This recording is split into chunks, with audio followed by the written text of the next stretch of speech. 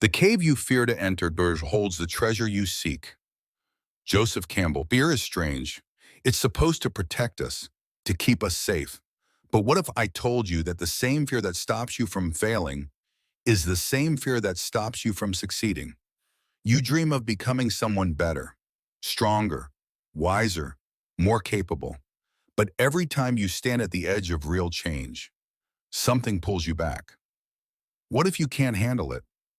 What if success comes with expectations you can't meet? What if you give it everything and it still isn't enough? What if, deep down, it's not failure you fear, but your own potential? Let's explore why this happens, and more importantly, how to break free. The fear of the unknown, why your brain resists growth. The awe that I feel staring at a mountain range is both inspiring and terrifying. These are some great heights, and I am a mere speck in the face of these solemn giants. To be moved and frightened at the same time, it's a strange feeling. And yet, isn't this the same feeling you experience when you are called upon to do something beyond your own potential? That sense of awe in the face of the majestic unknown? It could be a job promotion you don't feel ready for, an academic opportunity that challenges you, showing up for a loved one in a crisis, a partner you feel undeserving of. Can you do it? Can you take on such a task? It's nightmarish. Why are we so afraid of becoming our best selves? Psychologists argue that the fear of the unknown is the foundation of all fears. Some even say that every other fear, fear of failure, fear of rejection, fear of pain, can be reduced to this one primal anxiety: uncertainty. We hate not knowing what happens next, and this intolerance of uncertainty has serious effects on our minds. Studies show that it's linked to disorders like anxiety, OCD, panic disorder, and social phobia. When uncertainty reaches its extremes, it even affects us at a neurological level. Your brain has something called the behavioral inhibition system, BIS. It's what kicks in when you perceive a threat. See a bear? The BIS tells you to fight or run. But here's the problem. Your brain can't tell the difference between real threats and imagined ones. And the unknown, whether good or bad, has been hardwired into your mind as a severe threat, which means that when you even imagine becoming your best self, your mind panics. The Jonah complex, the fear of becoming more psychologist.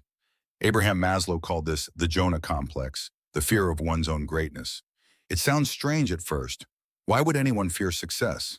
Because success comes with more responsibility. The higher you rise, the more is expected of you. More uncertainty. What if you reach your limit? What if you're not as capable as you hoped? More isolation. Not everyone will support your growth.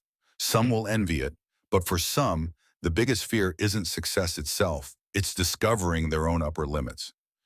What if you give it everything, and it turns out you're not that special?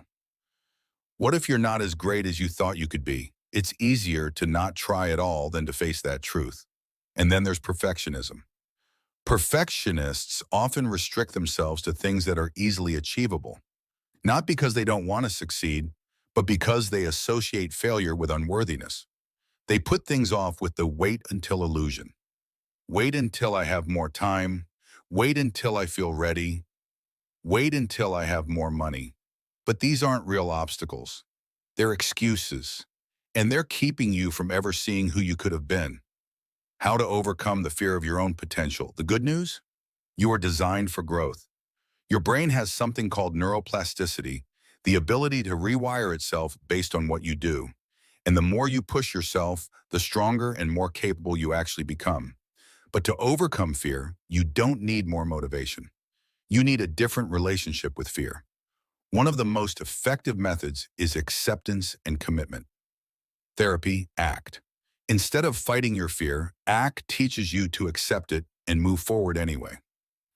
Here are two powerful techniques. Cognitive diffusion. Instead of treating thoughts as absolute truths, you learn to see them as just thoughts. For example, if you believe, I'm not good enough, try repeating the phrase not good enough over and over until it starts to lose meaning.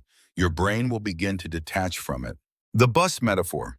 Imagine your fears, doubts, and insecurities as passengers on a bus. Some yell at you, some try to scare you, but you're the driver. You don't have to kick them out. You don't have to silence them. You just have to keep driving. Your potential is unknown, and that's a good thing. Here's the truth. You have no idea what you're truly capable of, and that should excite you, not terrify you. You can't predict your ceiling. You can't predict how far you'll go, but the only way to find out is to try. So the question isn't, what if I fail? It's, what if I never even see who I could have been?